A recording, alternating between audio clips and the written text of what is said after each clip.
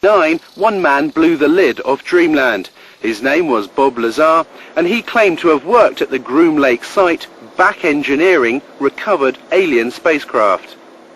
The base is against the side of a mountain, or small mountain, big hill. There are 9 hangar doors, and the hangar doors are not just shiny metal out in the desert. They are painted or sprayed with a sand texture to them, and from what I can ascertain, to prevent satellites from photographing the installation, so they look like the mountain range. It was pretty effective from what I could see.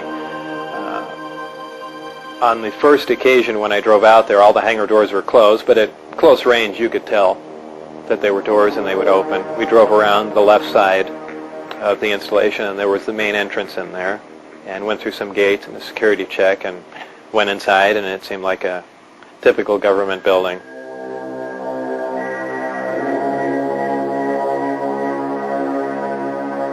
The work that I did basically entailed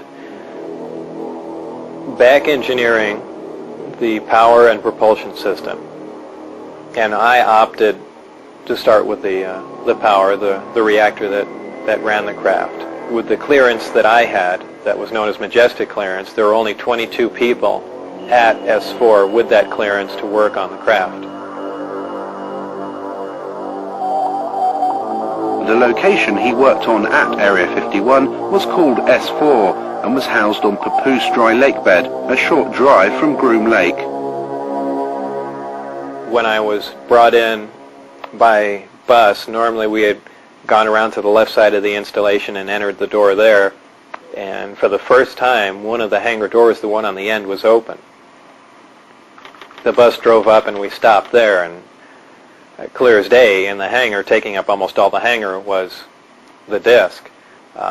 Looked like something right out of a science fiction movie, and we stopped, got out, and for the first time I was let in through that door. And as I walked in there, I thought, well, this is the new advanced aircraft we've been working on, and this is why people keep seeing flying saucers, because it's ours and we've just been testing it probably for all these years. And when I walked alongside it, I ran my hand on it. I say it's metal because it was cold, so I just assume it was some sort of metal. And in fact, by the hatch that was taken off, there was an opening there, and it had a little backwards American flag stuck on it. So I was positive it was something we had manufactured. I was allowed on the craft on one occasion to see the placement of these systems in case it was important to their operation.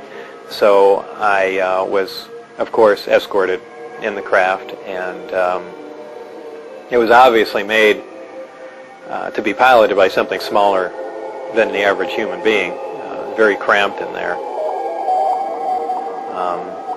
There was a sub-level where a little collapsing floor member opened, and I could stick my head and upper torso down underneath with a flashlight to see how the gravity amplifiers hung upside down. Looked around the placement of the 3 seats, about 1/3 to 1/4 the size of a normal human seat.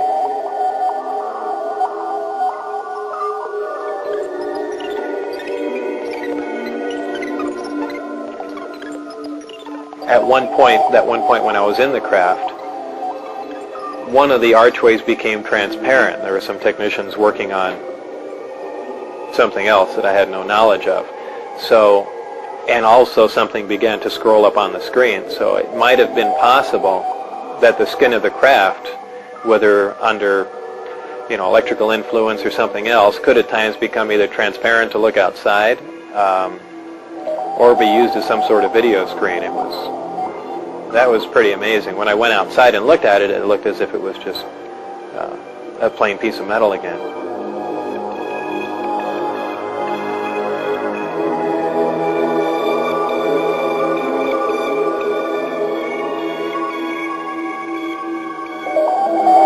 A lot of people say, boy, it must have been exciting to go in there, and I always say it wasn't. It was a very ominous feeling.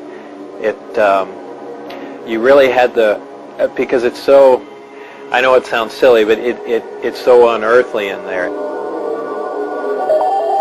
Nothing had a sharp edge to it. It was this, It was if the seats, the amplifiers that were in there, everything, as if it was made out of wax and heated for just a little bit and then cooled off. Everything had a smooth curve to it, even where a chair met the floor was blended into it. It was as if the entire craft was injection molded.